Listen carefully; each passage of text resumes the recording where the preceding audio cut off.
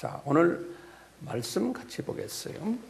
누가복음 1장 39절부터의 말씀입니다. 56절까지 아주 중요한 말씀이에요. 이 말씀은 로마 가톨릭 교회에서 가장 좋아하는 말씀이고, 로마 가톨릭 교회의 그 교리가 정립되는 데에 도움을 줬던 말씀이 이 안에 숨겨져 있어요. 자, 제가 39절부터 읽겠습니다. 이때 마리아가 일어나 빨리 산중에 가서, 거기다 빨리라는 데다 줄을 그으시고요. 그 다음에 산중에 갔다. 어느 도시에 갔는지 우리가 모르고 있어요.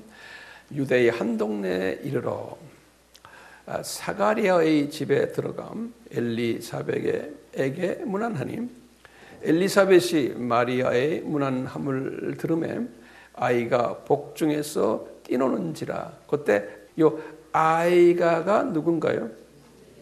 예? 세례 요한 아기예요. 몇 개월 된 아기예요? 6개월 된 아기예요. 아기가 복중에서 뛰노는지라. 엘리사벳이 성령의 충만함을 입어 큰 소리로 불러 가로되, 여자 중에 내가 복이 있으며 내 태중의 아이도 복이. 여기 내 태중이니까 누구예요? 여기 내가 누굽니까? 마리아예요. 마리아의 태중에 지금 아기가 있어요, 없어요? 이미 있는 거예요. 그러니까 이제 우리 예수님이 이미 잉태되신 거예요. 요때. 그러니까 요때가 세례 요한이 언제 때예요? 6개월 됐을 때예요. 43절입니다. 내 주의 모친이, 여기다 이제 줄 것이요. 굉장히 중요한 말씀을 여기. 지금 이 엘리사벳이 18살 먹은 우리 마리아 처녀 보고 하시는 말씀이 내 주의 모친이다, 당신이. 그런 게. 이 유대인들의 개념에서 내 주라는 의미는요, 어떤 의미예요? My Lord라는 거. Lord라는 거는 원어를 보면 꾸리오스라고 그랬죠? 우리 다 공부했죠? 꾸리오스는 누굽니까? 주님이에요. 그렇죠? 근데 이 꾸리오스는 헬라 말로 꾸리오스인데 저쪽 말로는 뭐예요? 구약의 말로는 아도나이예요. 그렇죠? 그 아도나이는 전능자라는 뜻인데, 그 아도나이가 그 전 아도나이를 뭘 아도나이로 바꿨어요? 여호와예요. 야훼, 제호바. 그러니까 여호와 하나님의 이 주라는 뜻이 그분이 예수님이신데, 그러니까 이 유대인의 입장에서는 43절에 내 주의 모친입니다. 18살 먹은 그 처녀 보고 말하는 그것은 기가 막힌 말이에요. 그러니까 구약의 여호와 하나님의 어머니군요. 이런 뜻이. 예, 이런 엄청난 말씀을 지금 성령님이 지금 이 자매 입을 통해서 하시는 거예요. 43절 다시 읽겠습니다. 내 주의 모친이 내게 나오니 이 어찌된 일인고. 이제 44절입니다. 보라, 내 문안하는 소리가 내 귀에 들릴 때 아이가 복중에서 기쁨으로 뛰어놀았다. 그때 요때 아이는 누구예요? 세례 요한이. 세례 요한의 그 소리를 듣고는 지금 뱃속에서 몇 개월 된 세례 요한이 6개월 된 세례 요한이 너무 좋아가지고 막 기뻐했다는 거예요. 발로 막 차고. 예? 다시 말하면 18살 먹은 마리아의 지금 태중에 아기가 하나 거기에 생겨났는데, 그 아기가 누구예요? 구약의 여호와 하나님이다. 이렇게 말하니까 누가 신이 나가지고 발로 차요? 세례 요한이. 베비가. 기가 막힌 장면이에요. 여기 지금 보면. 자, 이제 45절 봅시다. 믿은 여자에게 복이 있도다. 주께서 그에게 하신 말씀이 반드시 이루리라.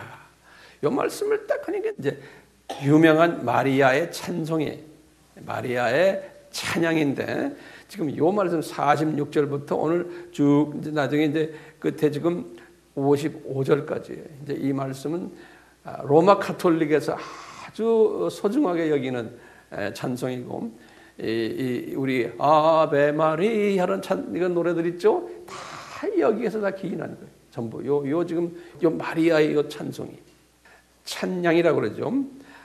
자, 이제 46절 제가 읽겠습니다. 마리아가 가로되 내 영혼이 주를 찬양하며 내 마음이 하나님 내 구주를 기뻐하였음은 그 계집종의 비천함을 돌아보셨습니다. 보라 이제 후로는 만세의 날을 보겠다. 여기 이제 만세의 날을 보겠다라는 이 말에 줄을 거세요. 이 말을 로마 가톨릭에서는 굉장히 강조를 해요. 예. 그래서 이제 마리아 학설들이 이제 이 말씀 때문에 이제 나타나기 시작한 거예요. 이제 49절입니다. 능하신 이가 큰 일을 내게 행하셨으니 그 이름이 거룩하시며 긍휼하심이 두려워하는 자에게 대대로 이르는 도다. 그의 팔로 힘을 보이사 마음의 생각이 교만한 자들을 흩으셨고 권세 있는 자를 그 위에서 내리치셨으며 비천한 자를 높이셨고 줄이는 자를 좋은 것으로 배불리셨으며 부자를 공수로 보내셨도다. 그 종 이스라엘을 도우사 긍휼히 여기시고 기억하시되 우리 조상에게 말씀하신 것과 같이 아브라함과 및 그 자손에게 영원히 하시리로다 하니라. 이제 마리아가 석 달쯤 함께 있다가 거기다 석 달에다가 또 색깔을 칠해 놓으세요. 집으로 돌아가니라. 그러니까 이제 마리아가 누구하고 석 달 있었다는 거예요. 예. 그러니까 엘리자벳과 석 달 있었으니까 첫 아기를 잉태하고는 첫 3개월을 어디에 있었다는 거예요. 엘리자벳과 같이 그분의 집에 있었다라고 우리가 이렇게 짐작할 수가 있어요. 자, 이렇게 성서의 말씀을 우선 이렇게 보시고 그 다음에 우리가 이제 하나하나 좀 짚고 넘어갈 게 있어요. 지난 시간에 우리가요 하나님께 은혜를 얻은 마리아라는 그 제목 가지고 말씀을 드렸는데 지난 시간에 제가 이랬어요. 이 마태복음 1장에는 예수님의 탄생에 관한 이야기를 할 때 마리아 이야기는 없었고 누구 이야기가 있었어요? 요셉 이야기로 시작이 됐습니다. 그런데 이제 누가복음에서 이제는 이 부분에서 좀 달리 요셉보다는 마리아에 대한 이야기를 중심으로 해서 예수님의 탄생을 설명했어요. 그런데 이 마리아에게 직접 나타나신 분이 누구였어요? 가브리엘 천사예요. 가브리엘 천사가 직접 나타나서 말하기를 이제 당신 아기 잉태할 거다 성령으로. 그러니까 이분이 뭐라고 대답했어요? 나는 사내를 알지 못합니다. 그러니까 이제 천사가 지극히 높으신 이의 능력이 너를 덮을 거다 이렇게 말이죠. 예. 그러니까 이 말씀을 해놓고 마리아가 상당히 당황해할 때 격려의 말을 붙여줬어요. 그 격려의 말이 뭐였던가 지난 시간에 보니까 천사가 그러는 거예요. 네 친족 엘리사벳도 봐라. 늙어서 아기를 가질 수 없는 나이인데 아들을 임신했다? 그러는 거예요. 그러니까 우리 추측의 엘리사벳은 나이가 몇 살 같아요? 엘리사벳은 남편이 벌써 사가랴가 제사장이고 유명 제사장 중에 한 분 아니에요? 그러니까 엘리사벳의 나이를 우리가 어떻게 짐작할 수 있어요? 60이요? 60 넘었다 생각해요? 그 당시에 60이면 상당히 많은 나이예요. 그러니까 우리가 생각에 그냥 한 50 전후, 안 그러면 맥시멈으로 한 60까지도 볼 수 있잖아요. 나이가 드신 여자 할머니, 소위 제사장 사모님이세요, 이분이. 우리말로 하면 목사님, 사모님이세요. 나이가 드신 분인데 그 사모님이 아기 가졌단다. 이제 천사가 지금 말씀해서 격려를 해주니까요.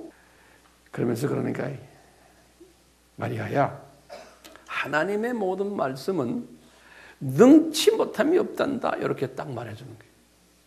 그러니까 누가 힘을 받았어요? 마리아가 힘을 딱 받아.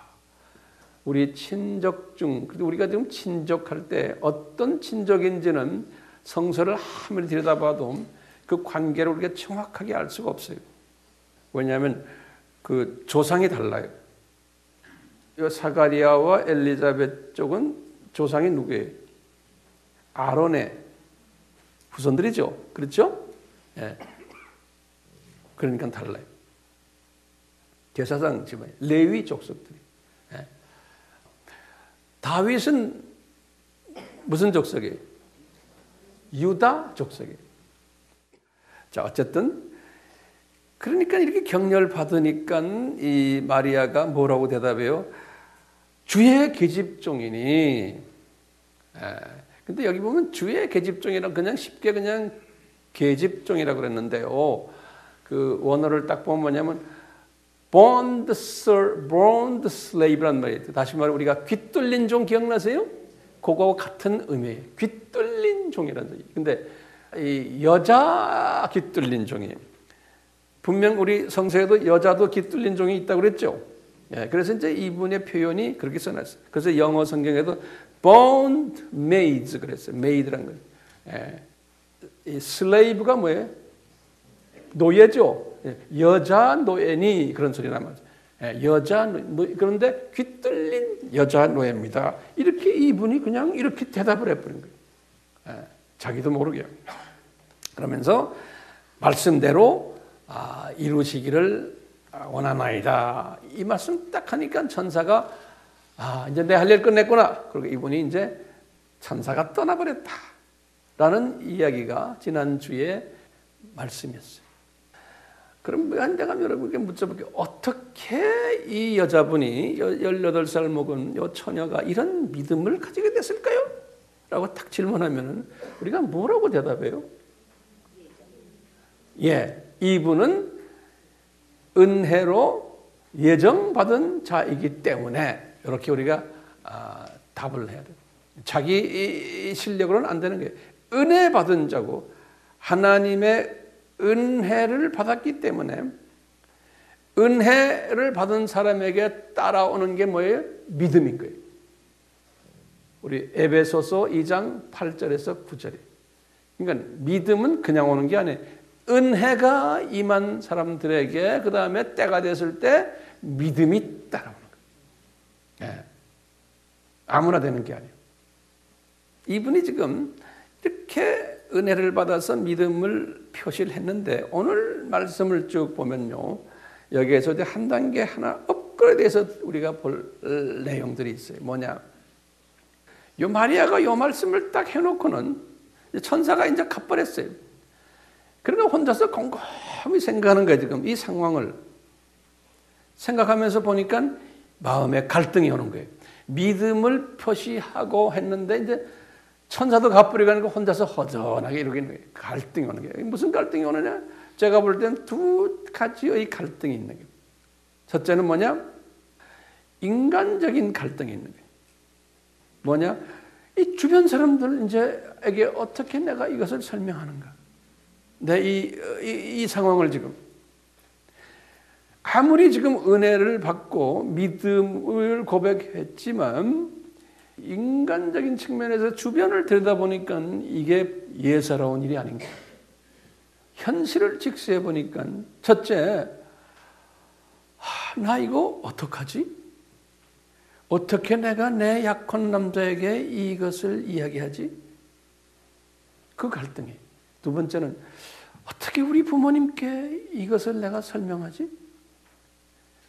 어떻게 내가 이제 앞으로 시부모님 올 텐데 시부모님들이나 그쪽 식구들에게 이것을 내가 어떻게 설명하지?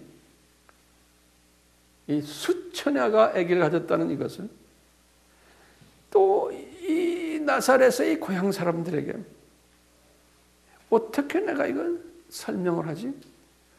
특히 이제 이분은 이런 생각은 나는 그래도 뼈대 있는 집안의 딸이에요.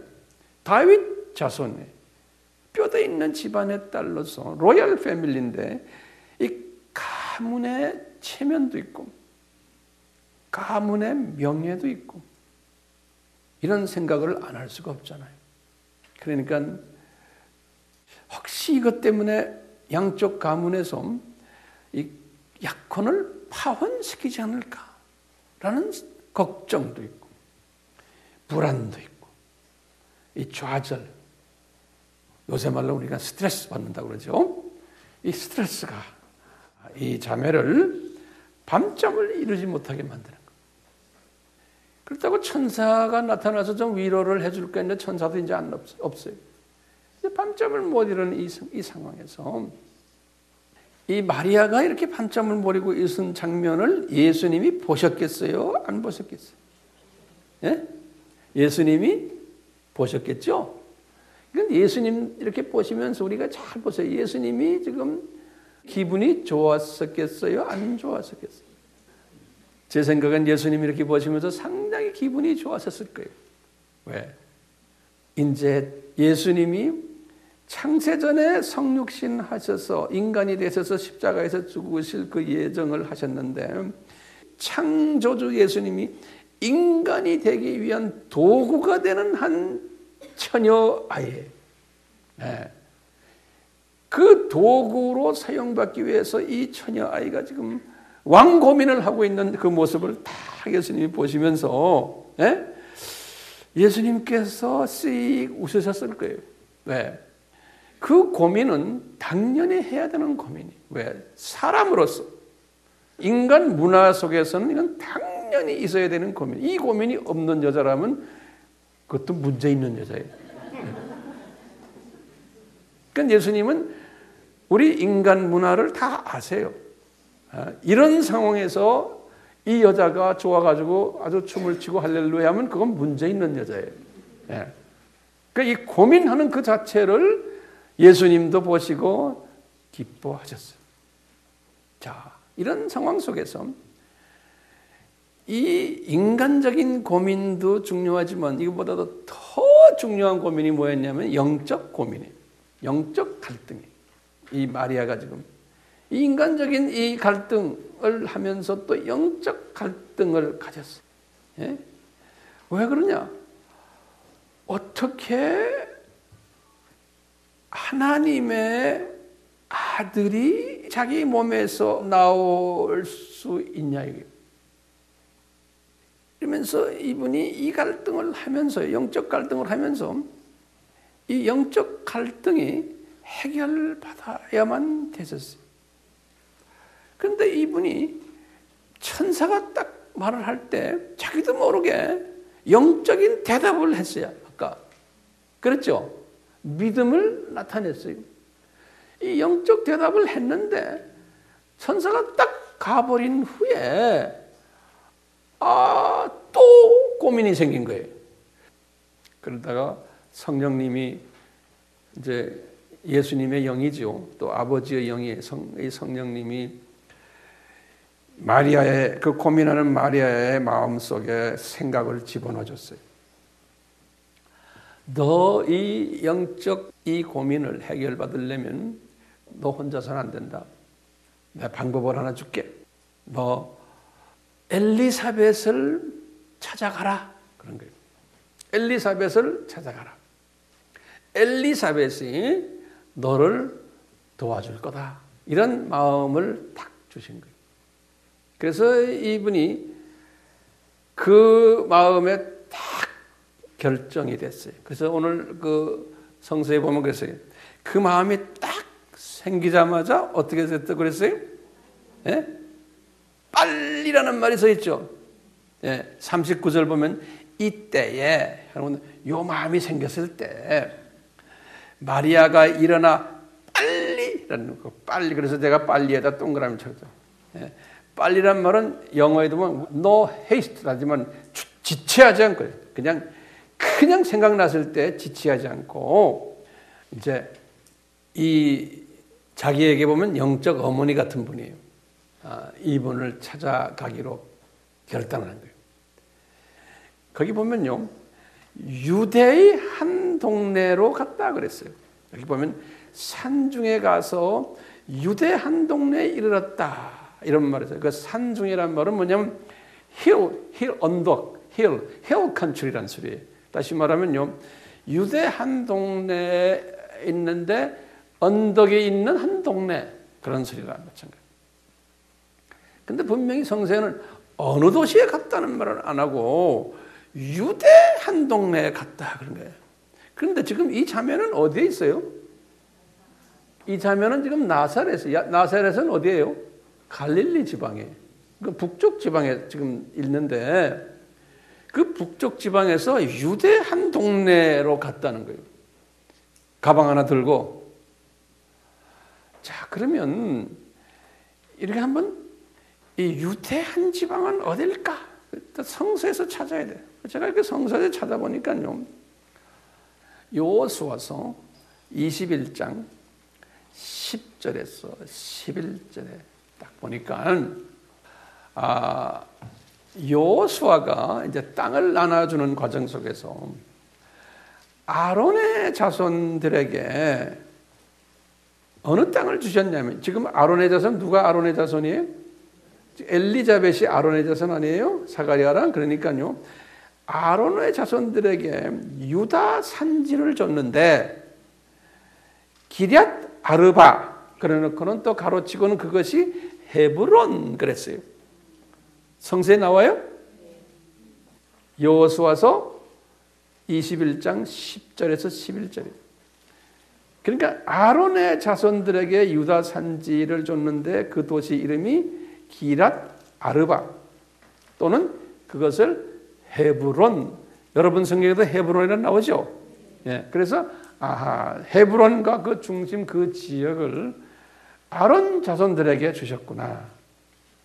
그러니까 지금 사가랴나 엘리자벳은 아론 자손이기 때문에 분명 그 동네에 살았겠다라고 우리가 보는 거예요.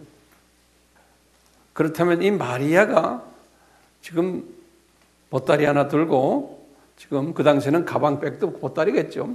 보따리 하나 들고 어디를 갔다는 말이? 헤브론까지 갔다는 거예요. 이 문제 해결 받으려고. 그러면 여러분들이 또 나한테 물어볼 거예요. 헤브론은 나사렛에서 얼마나 긴 거리입니까? 또 물어봤겠죠, 나한테. 예. 그러면 그것도 대답해 줘야 돼요. 거기다 좀 적어보세요. 나사렛하고 예루살렘의 거리는 얼마냐면 112km예요. 그러니까 100km니까 지금 우리 여기 수지에서 어디가 100km예요? 저 남쪽으로 우리 가다 보면 천안이, 대전이. 자, 보세요. 그런데 지금 문제는 예루살렘까지는 112km예요. 그렇죠? 근데 예루살렘에서 헤브론까지는 몇 킬로냐면 40km예요. 40km. 남쪽으로. 그러니까 합해서 몇 킬로예요? 152km예요. 그 당시엔 특별한 교통수단이 없었기 때문에 혹시 낙이나 뭐 이런 걸 빌려 타고 가든지 대단한 용기예요. 그 먼 거리를, 예? 보따리 하나 들고 18살 먹은 처녀아이가, 예?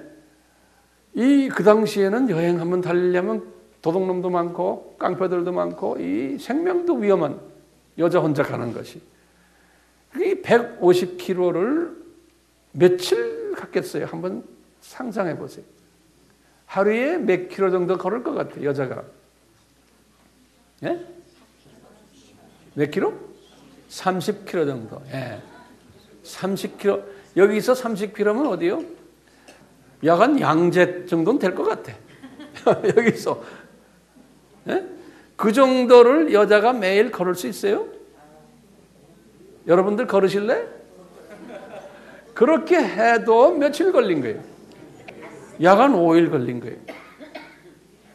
이런 먼 거리를 홀로 이 처녀가 달려갔던 거예요. 보통 일이 아닌 거예요. 그러니까 대단한 우리 그 야무진 처녀죠. 예? 그러니까 주님의 은혜가 임하니까 걸어도 피곤치 않았었을 거예요. 우리가 이제 이렇게 한번 해석해 볼 수가 있어요. 근데 떠날 때 엘리사벳에게 전화 걸었어요? 아니죠. 핸드폰도 없으니까 우편 그런 것도 별로 좋지 않고 하니까 분명 그냥 마음 급하니까 그냥 마음속에 가라 그러니까 갔을게요. 딱 엘리자벳이가 딱 도착하는 엘리자벳이 딱 보곤 얼마나 놀랬겠어요. 엘리자벳이요. 예? 그 나이 차이가 있잖아요. 18살과 우리가 한 50세로 우리가 한번 봅시다. 그러다 보면 어머니 나이 또래 아니면은 뭐 작은 어머니 안 그러면 이모든지 뭐 이 정도 수준이 되겠죠. 근데 그 정확한 관계는 친척이라 그랬지 어떤 친척인지는 우리가 계산해낼 수가 없어요. 성서에서는요. 어떤 때는 성서에서는 그냥 아는 사이도 친척이라고 말하는 경우도 가끔 있어요. 자, 이 마리아를 보는 순간에 41절에 보면 성서에서 그랬어요. 엘리자벳에게 변화가 온 거예요. 엘리자벳에게. 마리아를 딱 보는 순간에 엘리자벳이 야 여기 왜 왔니? 막 잔소리한 게 아니고 딱 보는 순간에 성령님이 엘리자벳에게 성령 충만하게 하셨어요. 이게 특수 케이스예요. 이 상황이 왜 이제 예수님이 지금 인간으로 내려오신 하나의 과정이거든요. 이거 엄청난 지금 역사적인 과정 아닙니까? 그러니까 엘리자벳이 성령이 충만함을 입었다 그랬어요.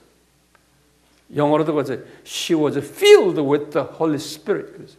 우리가 성령 충만 입었다는 거예요. 예. 그래가지고요. 엘리자벳이 예언하기 시작하는 거예요. 그냥 보자마자 그러면서 예언하는데 거기 42절 보면 큰 소리로 외쳤다 그랬어요.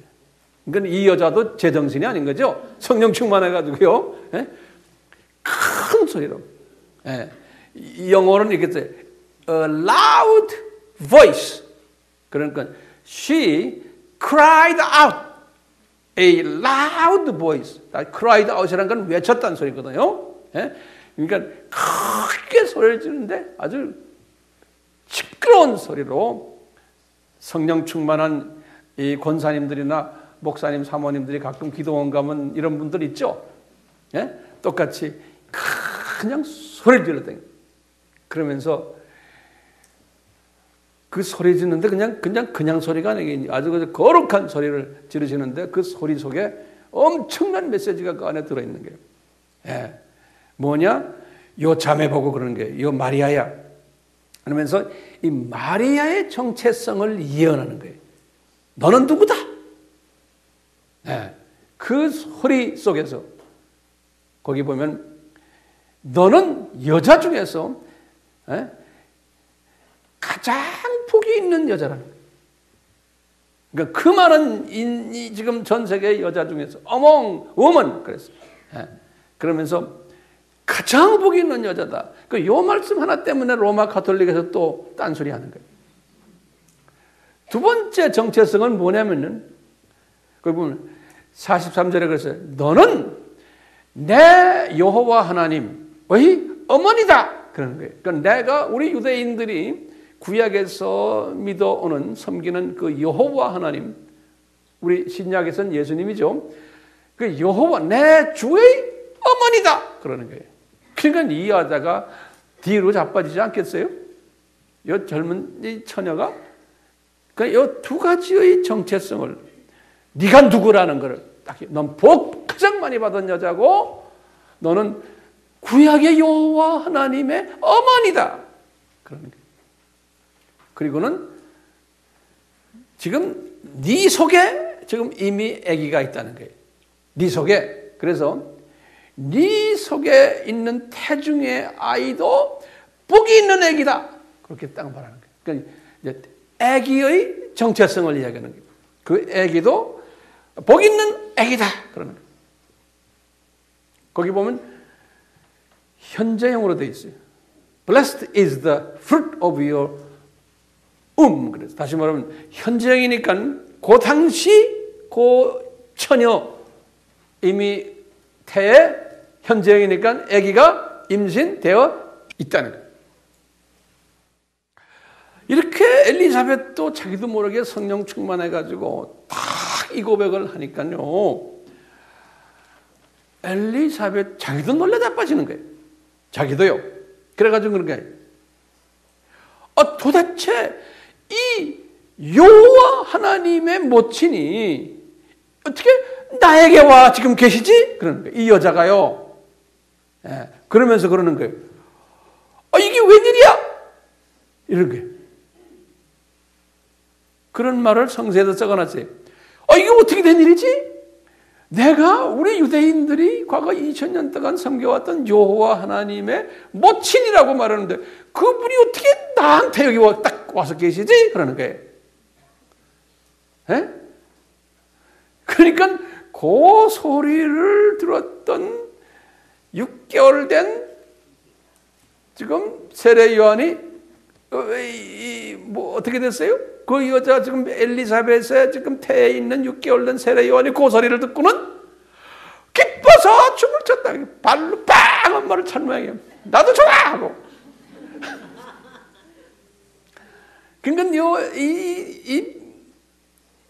이 세례 요한의 짭이 뭡니까?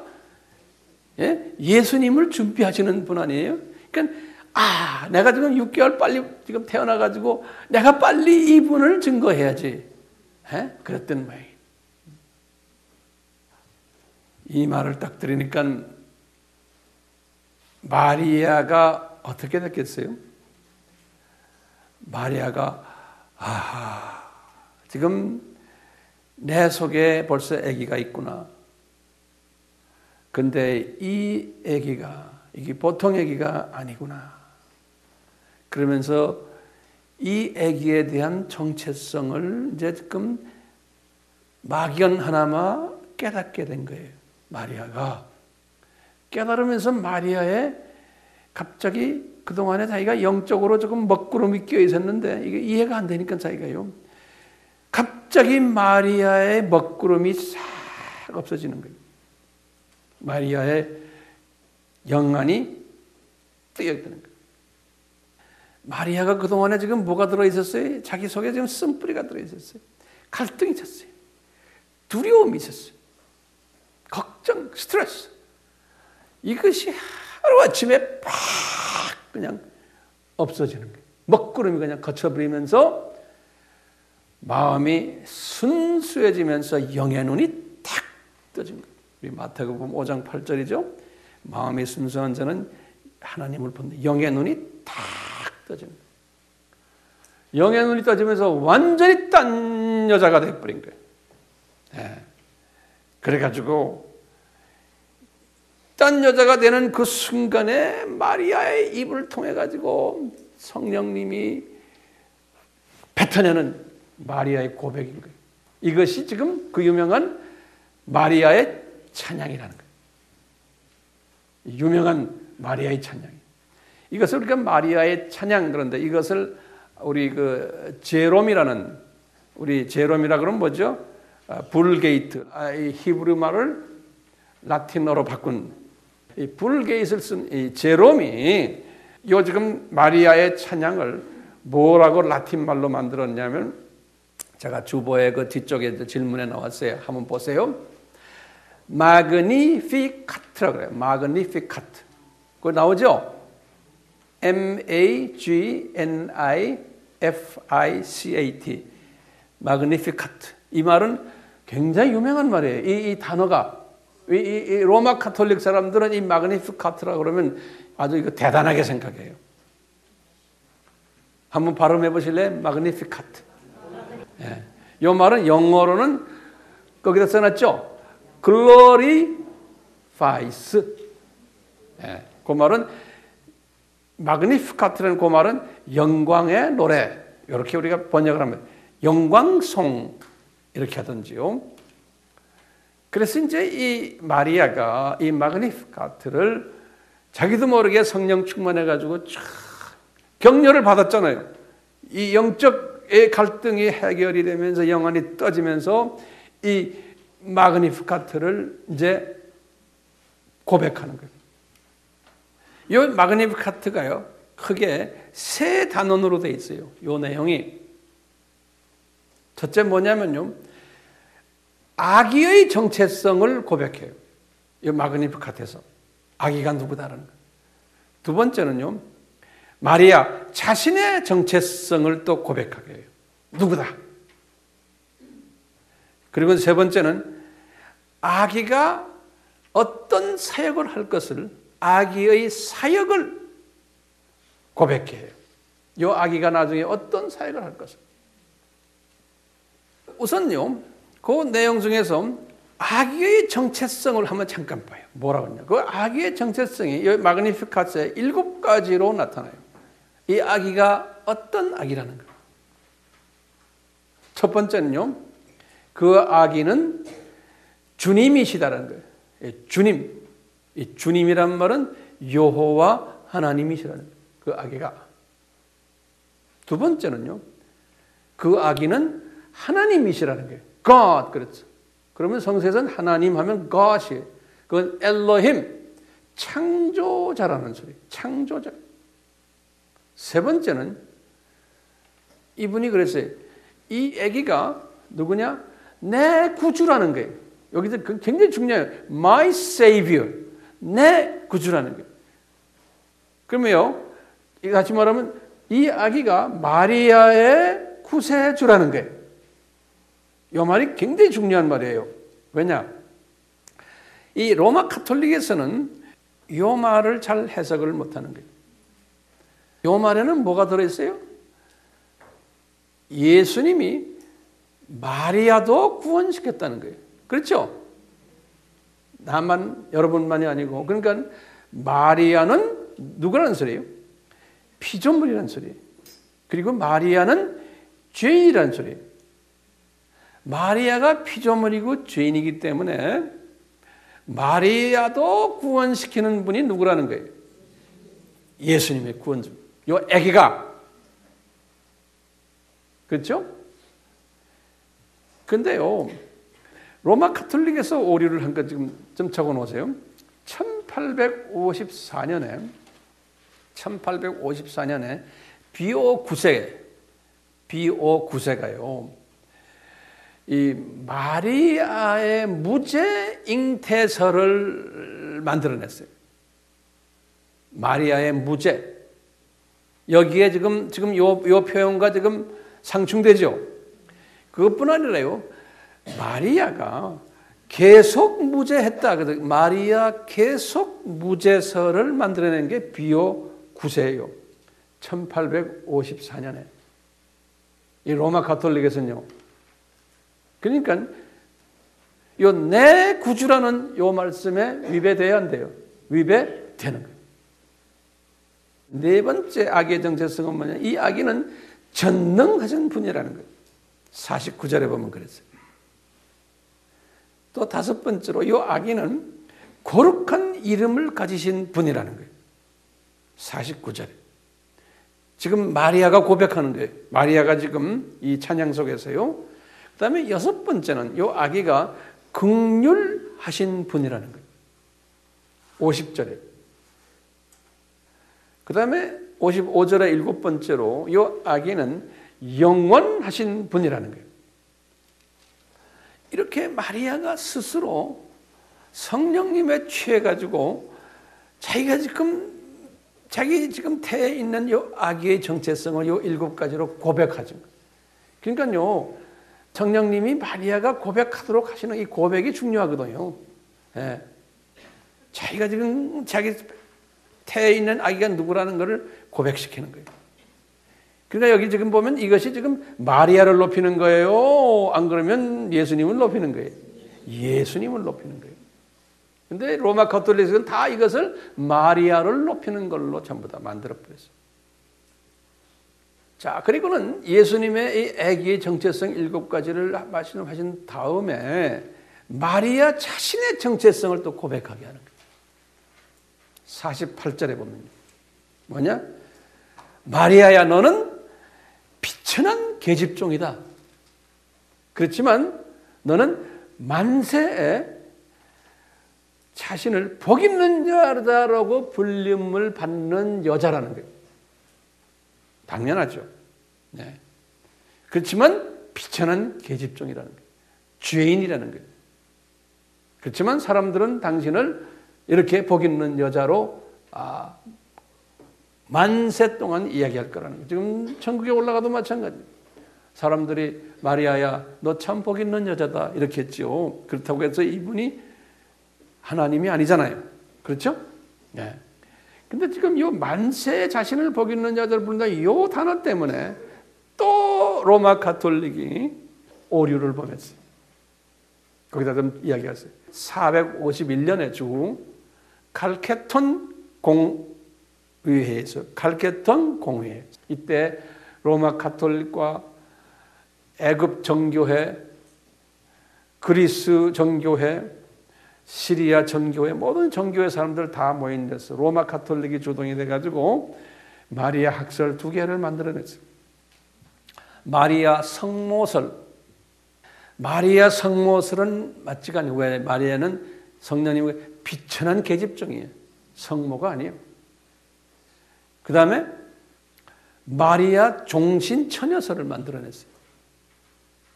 그 마리아는 동정녀로 예수님만 낳았지 그 다음에는 아기는 낳지 않았다라는 거예요. 종신 처녀설. 근데 성경에 보면 그렇지 않죠? 성경에 보세요. 마태복음 13장 55절에 마리아가 육신의 아들 넷을 낳았다. 야고보, 요셉, 시몬, 유다. 요 야고보가 누구요? 육신의 아들? 여기에 야고보서를 쓰신 분이에요. 그렇죠? 요 야고보가 누구예요? 나중에 이 야고보는 예수님이 부활하시기 전까지는 이 형제들은 예수님을 따르질 않았어요. 그러다가 예수님이 부활하신 걸 보고 야고보가 기독교로 개종한 사람이에요. 그래가지고 예루살렘 교회의 지도자가 된 거예요. 그러니까 베드로나 요한 이 사람들이 야고보를 지도자로 모신 거예요. 요 야고보, 이거 첫째 아들이에요. 마리아의 육신의 첫째 아들. 육신의 두 번째 아들 이름이 뭐예요? 요셉이에요.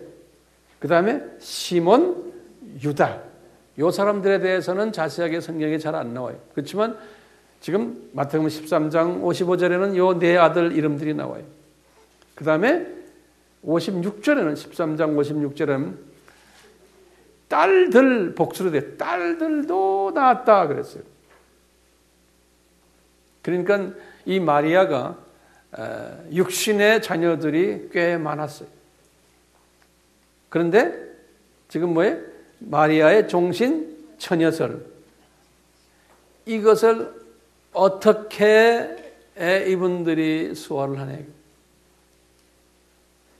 로마 가톨릭이 가지고 있는 문제점들이에요. 그 후에 1950년에 BO 12세가 마리아의 부활 승천설이 마리아가 예수님처럼 부활해가지고 승천에 올라가셨다라는 스토리를 만든 거예요. 그 교리. 그리고는 1962년에서 65년 유명한 바티칸 II 제2 바티칸 공의회에서 이때 이미 종교 다원주의의 그 신학이 그때부터 이제 만들어진 거예요. 그러니까 현대 모든 이 자유신학의 그 근간이 이때 로마 가톨릭에서 만들어졌는데 이때 기가 찬 학설을 만들었어요. 뭐냐면 이 마리아가 성부 하나님의 아내라는 설이에요. 마리아를 그렇게 높여놔요. 성부 하나님의 아내설. 그래서 지금 저 위에 지금 낙원에 올라가서 부활해서 올라가신 마리아는 성부 하나님의 실제적인 아내시다 라고까지 보는 거예요. 이게 말이 됩니까? 그게 지금 로마 가톨릭이 지금 주장하는 거예요. 이 모든 주장들이 어디에서 근원이 돼요? 오늘 마그니피카트. 그래서 우리가 마그니피카트라는 단어를 잊어버리면 안 돼요. 로마 가톨릭 사람들은 이 부분을 굉장히 강조해요. 오늘 마그니피카트 여기를. 근데 거기 안에는 해석을 잘못하고 있어요. 자, 이 마그니피카스 첫째 내용이 먼저 누구에 관한 정체성이 아들에 관한 정체성. 그 다음에 두 번째는 마리아에 관한 정체성. 그렇죠? 그 다음에 이제 세 번째 이 정체성이 뭐냐면 이 아기가 어떤 사역을 할 것인가라는 정체성. 그러니까 아기의 사역적 정체성. 이것을 이 성령님이 마리아의 입을 통해서 고백해 하는 거예요. 도대체 이 아기가 태어나서 무슨 일을 할 것인가? 그 쫙 보니까요, 거기에도 마리아를 통해서 7가지의 정체성을 고백해. 7가지. 네. 그래서 첫 번째 뭐냐? 이 아기는 교만한 자들을 흩으신다는 거예요. 요 아기가 하는 일이. 그러니까 복음을 받아들이지 않는 자들, 사탄의 자녀들이 이런 사람들을 흩으신다는 거예요. 근데 보면 흩으실 것이다라고 미래형으로 안 돼 있어요. 그러니까 우리나라 성경에는 그게 분명치 않은데 영어 성경에도 뭐냐면 현재 완료형으로 돼 있어요. He had scattered those. 이렇게 He had scattered.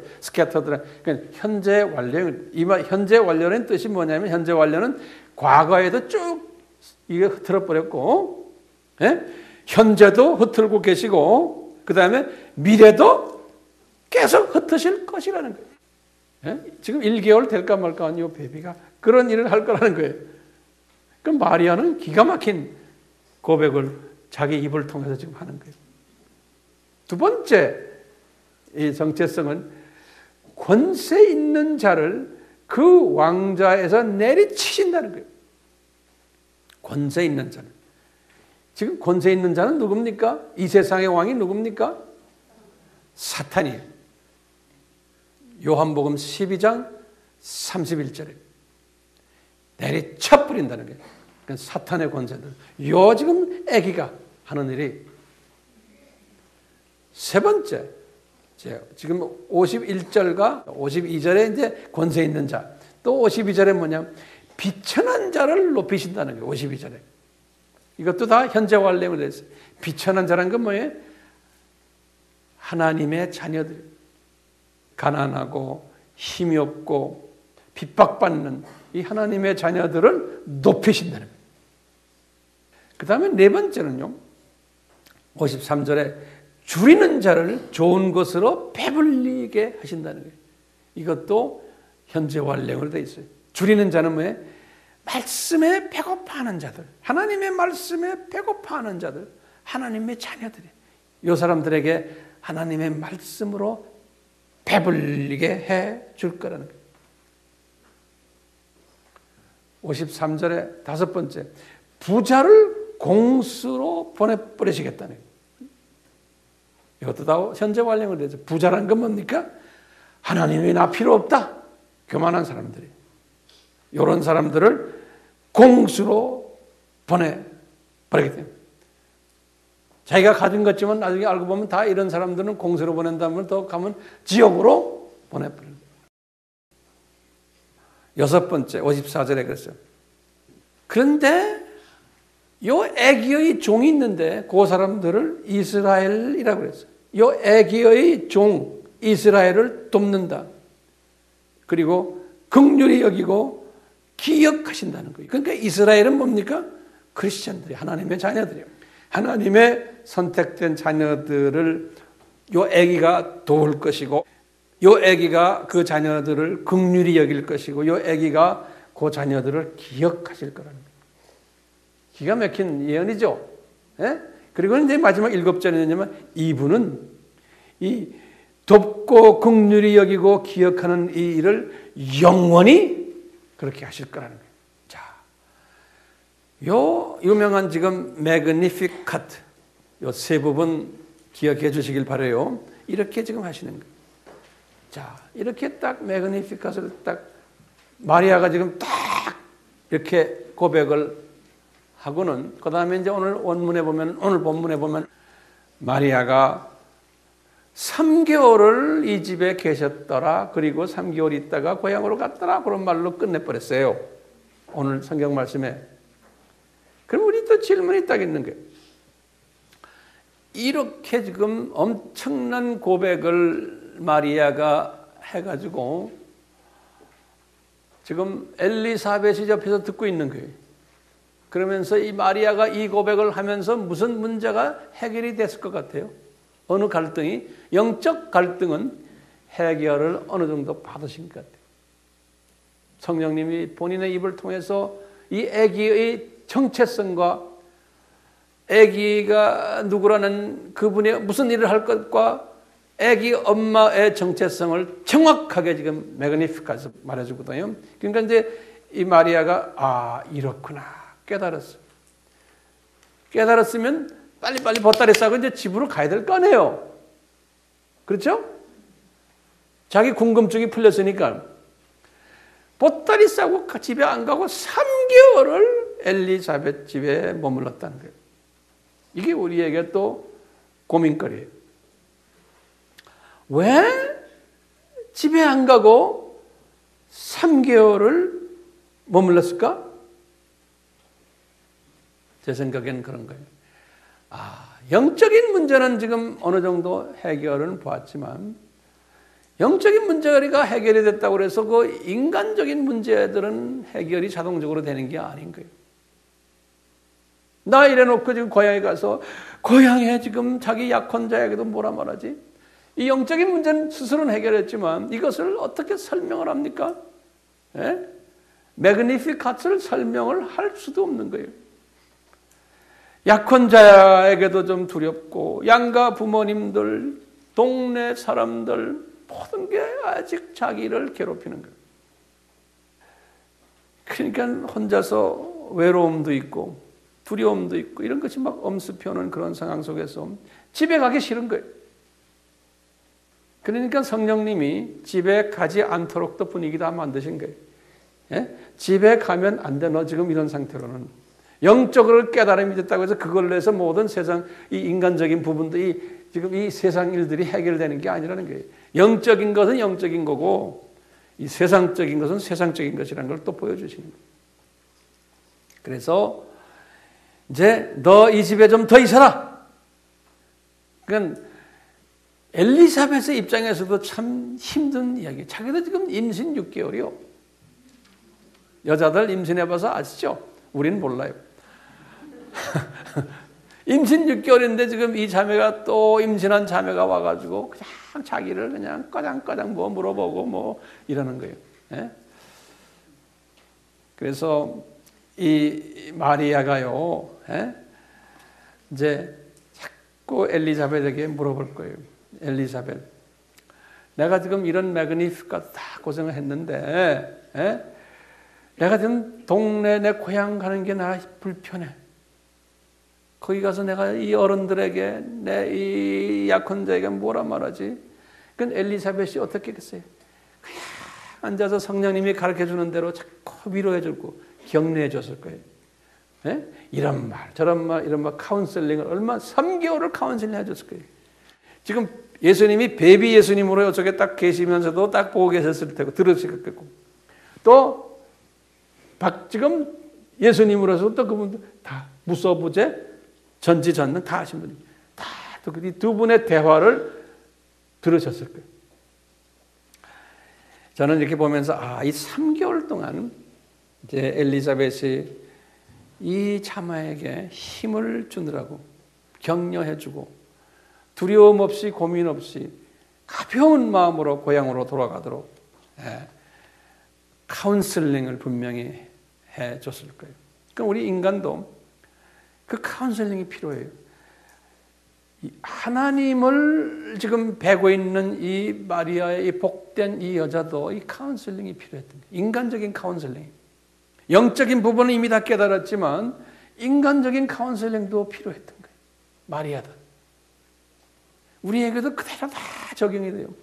우리도 예배드리고 교회에서 이렇게 영적 엑서사이즈를 하다가 또 사회에 나가면 가정에 나가면 또 부딪히는 일들이 사방에 깔려 있는 거예요. 이것을 우리가 어떻게 잘 좋아하느냐가.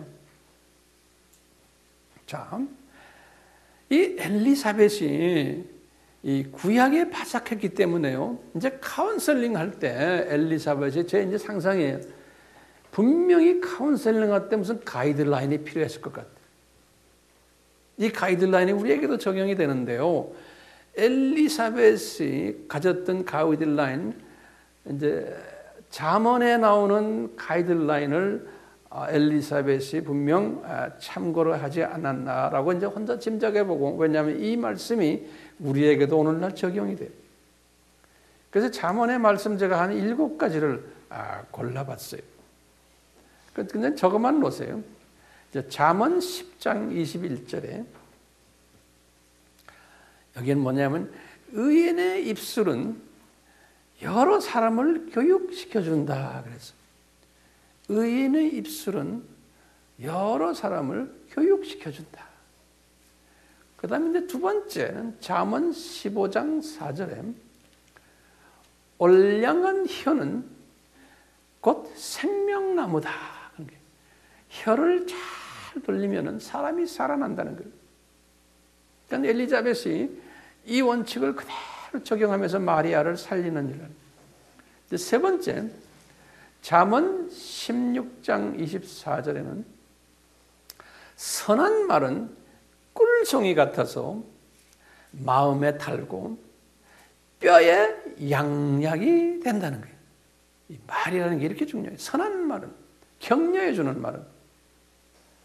그 다음에 네 번째로 잠언 18장 21절에 죽고 사는 것이 혀의 권세에 달렸나니 혀를 쓰기 좋아하는 자는 그 열매를 먹느니라.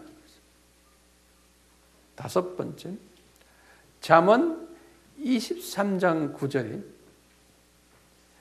미련한 자의 귀에 말하지 말지니 이는 그가 내 지혜로운 말을 업신여길 것이라.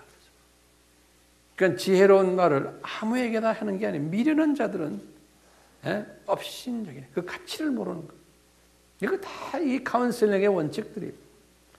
그 다음에 여섯 번째로 잠언 25장 11절에 아주 기가 막힌 말이 있어요. 경우에 합당한 말은 은쟁반의 금사관이라 그랬어요. 은쟁반도 귀한데 거기에 금사과가 올라앉은, 그러니까 경우에 합당한 말. 우리가 이 지혜를 가져야 돼요.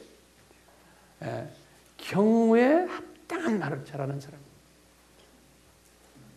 그러면 우리가 한번 잠언 한번 만들어봐요. 쓸데없는 말하는 사람은 뭐예요? 경우에 합당치 않은 말은 뭐라고 그러게?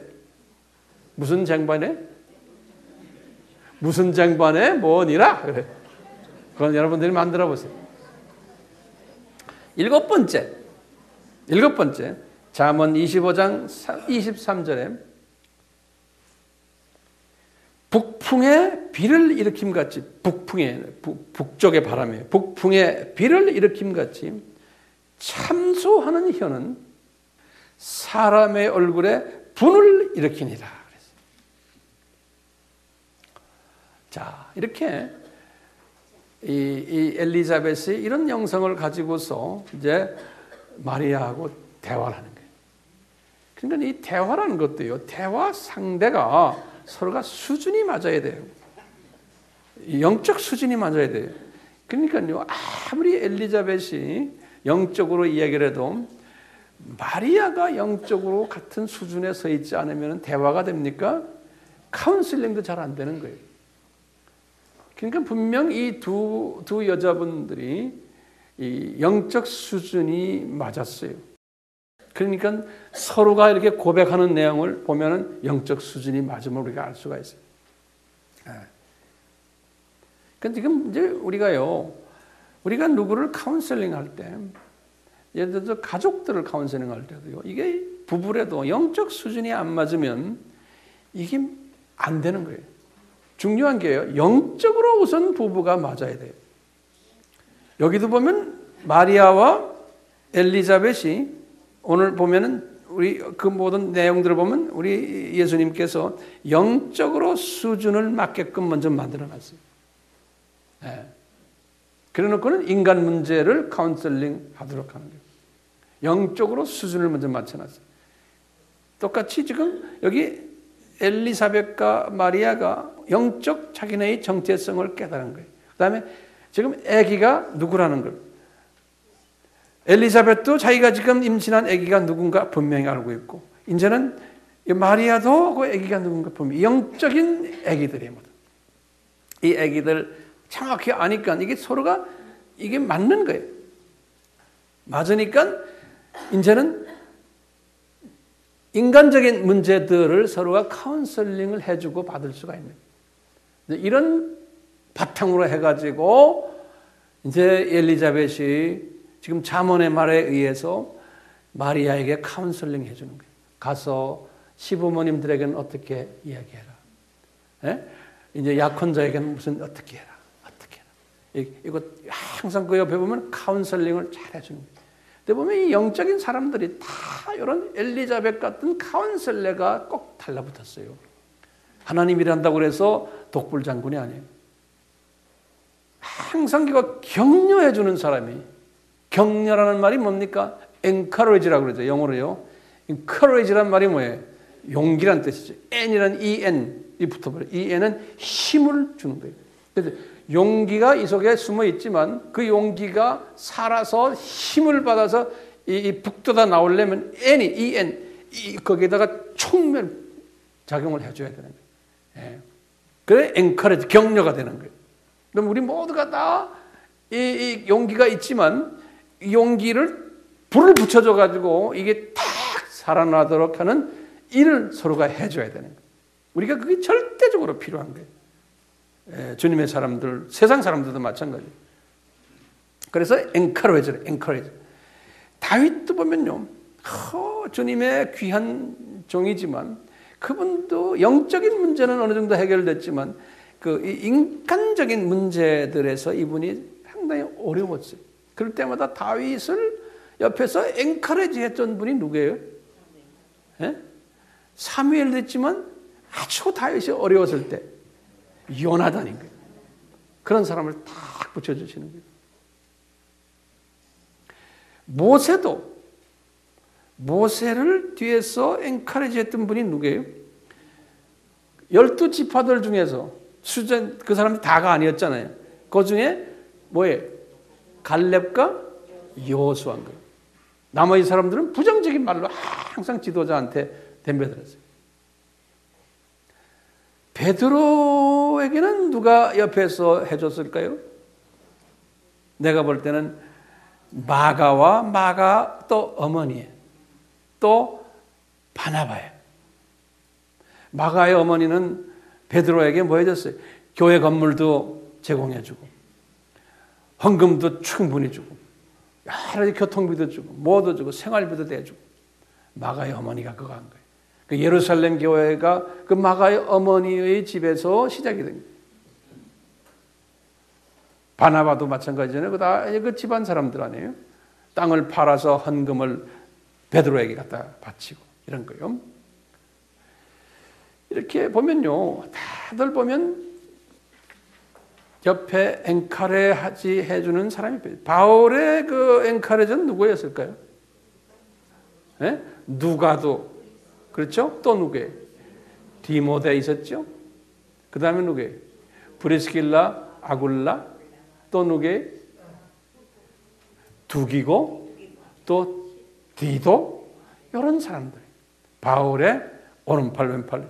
바울은 사역이 넓었기 때문에 이 사람들이 바울 따라다니지만 않고 바울 보내면 여기 갈 수 있고 저기 갈 수 있고 하면서 이 일들을 같이 해왔던 사람. 그러니까요, 이 모든 크리스찬들은 저부터 시작을 해서 모든 사람들, 여러분들 시작해서 모든 크리스찬들은 이 영적으로 하나님의 뜻을 다 알고 있다고 해서 문제가 다 해결되는 게 아니고 인간적인 또 이 문제들을 또 우리가 다 가지고 있는 거예요. 그렇기 때문에 이 갈등들을 서로 해소시켜줘야 돼요. 우리는 죽을 때까지. 그렇기 때문에 우리 크리스찬들은 성서에서 항상 바울이나 그 베드로나 이런 분들의 그 편지를 받은 마찬가지. 이분들이 이 문제, 영적인 문제도 중요했지만 영적인 문제를 해결받은 크리스찬들이요. 너희들은 이제 인간적인 문제도 서로 해결해 주라는 거예요. 그러려면 영적인 문제를 서로 계속해서 해결해 주는 방법부터 먼저 좀 몇 가지 보았죠. 요건 좀 적으세요. 우리가요, 영적인 존재들인 우리도 영적으로 내가 더 힘을 받으려면은 서로 힘을 보태줘야 되는 말들이 있어요. 우리 잠언에서도 보면요, 그 경우에 합당한 말들이 있어요. 그 말들을 잘 해줘야 되는 거예요. 그게 뭐냐? 먼저요, 첫 번째는 우리가 항상 이 말을 해줘요. 당신은 하나님의 사랑을 받은 자다 라는 말을 서로 자꾸 해줘야 돼요. 부부관계도, 교인관계도, 자녀들에게도. 그러면서 당신은 예수님 닮은 모습이 있다. 그럼 어떤 사람, 없는데 뭐하라고 빈말합니까? 빈말이라도 해야 되는 거예요. 빈말이라도 하면은 내 속에서 그 모습이 살아나요. 네. 살리는 일을 하는 거예요. 살리는 일. 네. 아까 잠언에서 봤잖아요. 죽이기도 하고 말이 살리기도 하는 거예요. 내 속에 살아나는 그 잠재력이 속에 숨겨져 있어요. 근데 그 잠재력이 살아나게끔 해줘야 되는 거예요. 네. 당신은 은혜가 넘친다. 한마디 해주면 기분 좋아요, 안 좋아요? 이게 다 영적인 이야기들이에요. 네? 당신은 참 자비가 있다. 당신은 모든 사람을 용서해주는 사람이야. 이런 말 자꾸 해주는 거예요. 또 그런 마음을 가지고 있어야 돼요. 이게 다 영적인 랭귀지들이에요. 또 뭐냐면 말씀과 관계해서 우리 지금 말씀 공부 많이 하잖아요. 그럴 때마다 당신 말씀에 충만한 자야. 자꾸 서로가 우리 모임에서, 셀 모임에서 당신은 성경을 어떻게 이렇게 잘 알아? 해주는 거예요. 왜 공부 안 해? 이렇게 하지 말고, 에? 당신 참 열심히 공부한다?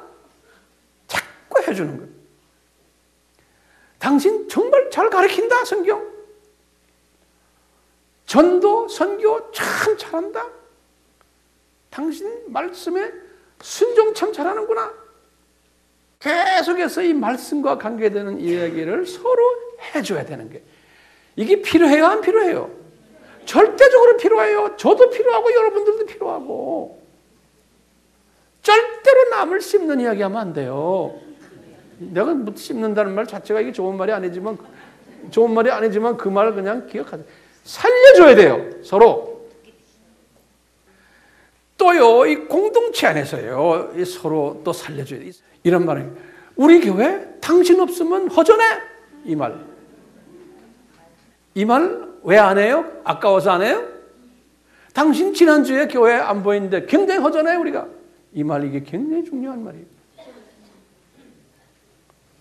사랑은 뭐예요? 물의 행치 아닙니까? 항상 남을 배려하는 거예요. 항상 배려한다는 말은 살려주는 일이라는 거예요. 거기에 꽉 차 있어야 돼요. 그게 성령 충만한 사람이에요. 그분의 장점만 보는 거예요. 절대로 단점을 보지 않는 거예요. 그러니까 장점만 보는 거예요. 다시 말해요. 장점만 보는 거예요. 단점을 보면 싹 잊어버리게 하셔야 돼요. 그게 복 있는 사람이에요. 부부간에도 마찬가지. 아이들 보는 것도 마찬가지.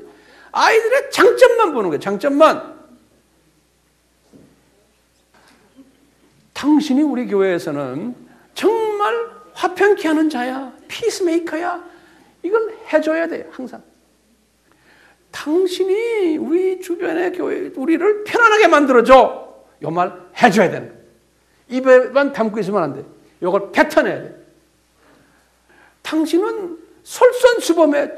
굳은 일이나 좋은 일이나 솔선수범해. 이거 꼭 해줘야 되는 거예요. 이거 해서 기분 나쁜 사람은 그건 이상한 사람이죠. 예? 기분 좋게 만들어줘야 되는 거예요. 그리고는 함께 기도해 주는 것도 이거 기분 좋게 해주는 거예요. 물질 헌신은 말할 것도 없고요. 그렇기 때문에요. 이 기독교 공동체 영적인 사람들이 이런 영적 랭귀지를 서로 쓰면서 살려줘야 되는 거예요. 엘리자벳이 지금 그거 하고 있는 거예요. 엘리자벳의 사역이 얼마나 중요한 사역인지 몰라요. 왜? 마리아를 살리는 사역, 그 엄청난 지금 스트레스 속에 있는 마리아를 살리는 일을 엘리자벳이 한 거예요. 우리가요, 이 세상 사람들도 똑같이 그래요. 사람을 살리는 일들, 그러니까 인간관계에서 사람을 살리는 일들. 제가 오래전에 격려의 파워를 체험하라는 책 쓴 거 아시죠? 네. 거기에다 내가 다 써놨지만요, 인간관계에 있어서요, 인간적으로 사람을 격려하는 몇 가지 중요한 요소가 있어요. 거기다 적으세요. 이제 아까 이건 교회에서도 봐. 이거 영적인 이야기죠. 이거는 비영적인 측면. 근데 이게 다 관계돼 있어요, 같이. 이 세상 사람들도 똑같이 이야기해요. 뭐냐? 사람을 살리는 일 중에 가장 중요한 단어가 뭐냐면 칭찬해 주는 거예요. 칭찬이에요. 그러면 이 마음이 꼬인 사람은 칭찬받을 행동도 안 하는데 무슨 칭찬이에요? 이러면 이런 사람하고 상대하면 안 돼요. 칭찬받을 일이 다 있어요. 내 마음이 중요한 거지 내가 그 사건을 그 사람을 보는 것이 중요한 거예요. 때 칭찬받게끔 보이는 거예요. 그러니까 항상 칭찬해 주는 거예요. 한 거에 대해서 thank you. 그래서 이 기독교 나라들은 다 thank you. 항상 thank you 하네. thank you. 칭찬해 줘. 칭찬과 달라붙는 게 인정해 주는 거예요. 그분이 실수를 해도 인정해 주는 거예요. 그거보다 한 단계 더 가서 이해해 주는 거예요. 아, 이분이 이래서 이렇게 실수를 했구나. 그러니까 이해해 주는 거예요. 굉장히 중요한 거예요. 그러니까 마음이 넓은 사람은, 이 마음에 이 평안이 있는 사람은 이해해 주고 인정해 주고 칭찬해 주고 고맙다고 이야기해 주고 이런 것들이 몸에 배 있는 거예요. 그런 부모 밑에서 자란 아이들은 이쁘게 자라나요.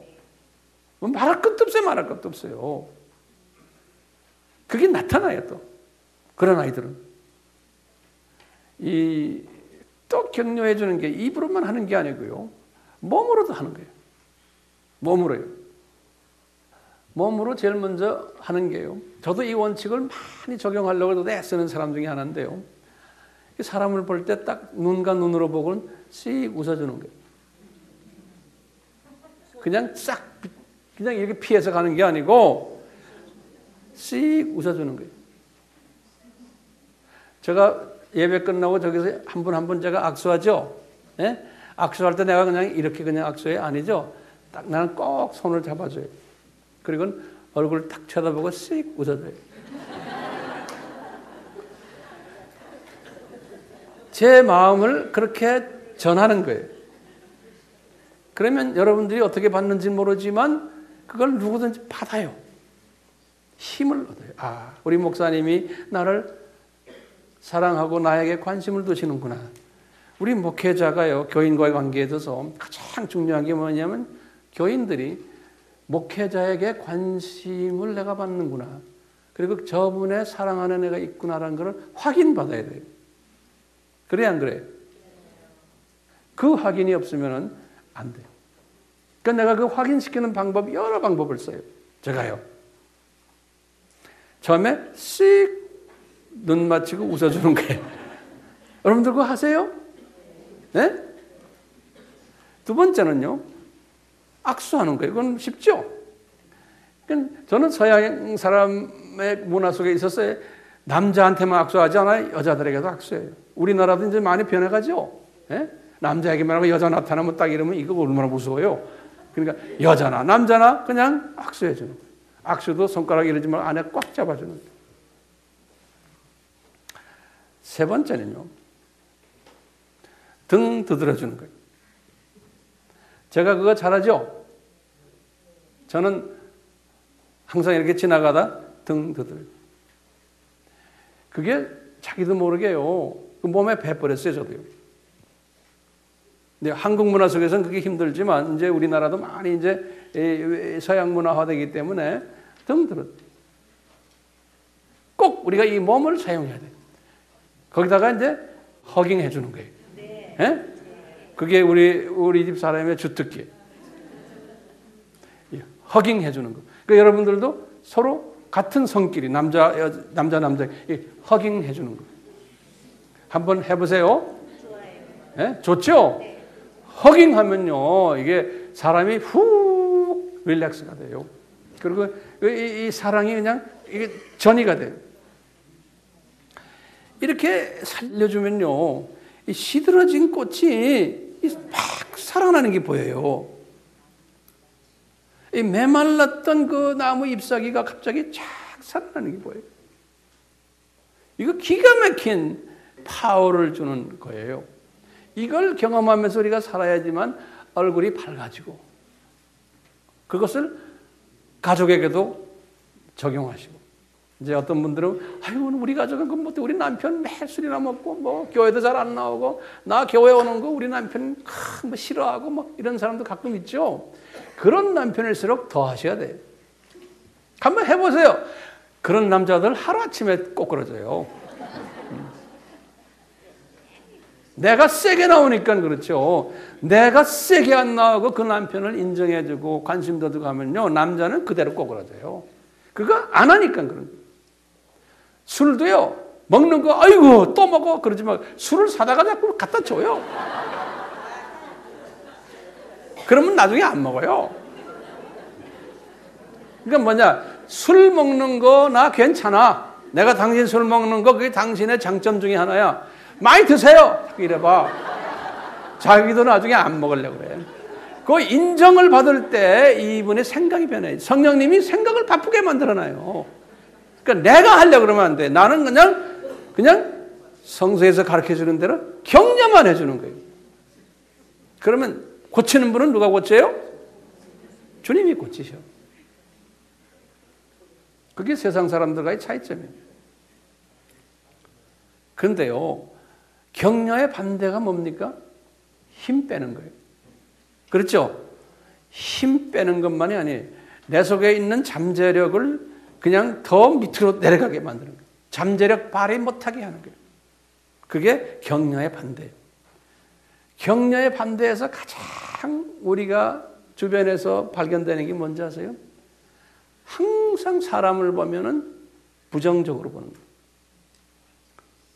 비평을 하고 비난을 하고 자기 잣대를 가지고 그 다음에 깎아내리고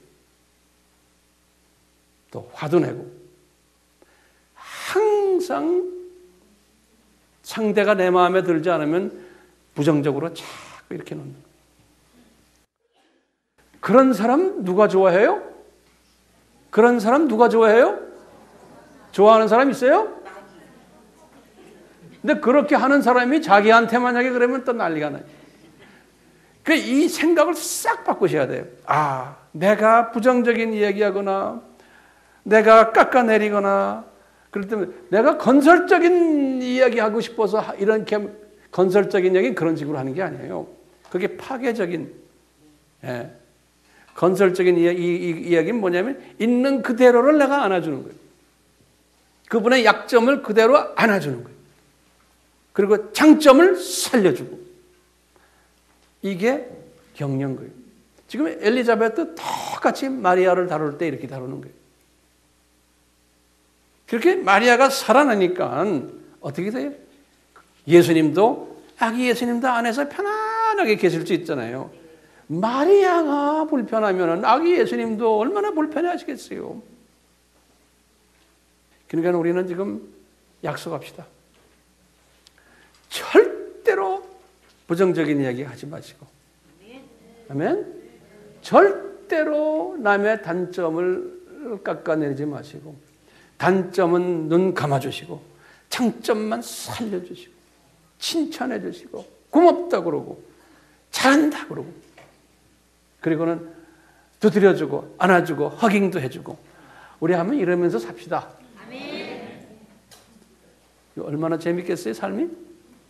네? 그렇기 때문에 우리는요, 오늘 그 마리아와 엘리자벳의 관계를 이렇게 묵상하시면서 이 엘리사벳을 하나님이 어떻게 쓰셨구나, 이 마리아를 살려주기 위해서 우리 예수님께서 엘리자벳을 어떻게 쓰셨구나, 이 부분을 오늘 계속 묵상하시면서 나도 엘리사벳이 돼야지, 이런 생각을 이 순간에만 하지 마시고 죽을 때까지 이제 이 엘리사벳의 스타일로 내가 발전돼가는 그런 사람들이 됐으면 참 좋겠어요. 우리 아미교회는 엘리사벳 같은 사람들이 상당히 많아요. 영적으로도 엘리사벳 같고 또 인간적으로도 엘리사벳 같은 분들이. 그러니까 우리를 통해서 많은 마리아가 살아나야 되겠죠? 네. 아멘? 네. 자, 우리 같이 기도합시다. 예수님, 오늘 저희들이 마리아를 통해서 예수님이 탄생하는 과정 속에서 마리아가 가졌던 그 엄청난 스트레스를 엘리자벳을 통해서 해결해 주는 그러한 모습들을 오늘 본문에서 섭렵했습니다. 예수님이 인간으로 내려오시기 위해서 이런 한 여자가 아픔을 경험하는 그러한 일까지 하도록 하시고, 우리 인간 문화 속에서는 예수님이 성육신하는 과정이 비정상이기에 이 아픔을 경험케 하는 과정 속에서 그 아픔을 최소화하기 위해서 엘리자벳을 준비시켰어서 격려해 주시고 마리아가 새롭게 살아나는 역사를 오늘 섭렵했습니다. 이 성령님의 격려의 역사가 우리의 삶 속에서 항상 있기를 간절히 소원합니다. 저희들을 도와주시옵소서. 예수님의 이름으로 기도드리옵나이다. 아멘. 지금 이 시간에는 우리 예수 그리스도의 무한하신 은혜와 하나님 아버지의 극진하신 사랑하심과 성령님께서 끊임없이 가르쳐 주심과 깨닫게 하심과 순종케 하심이 우리의 삶 속에서 항상 있기를 축원하옵나이다. 아멘.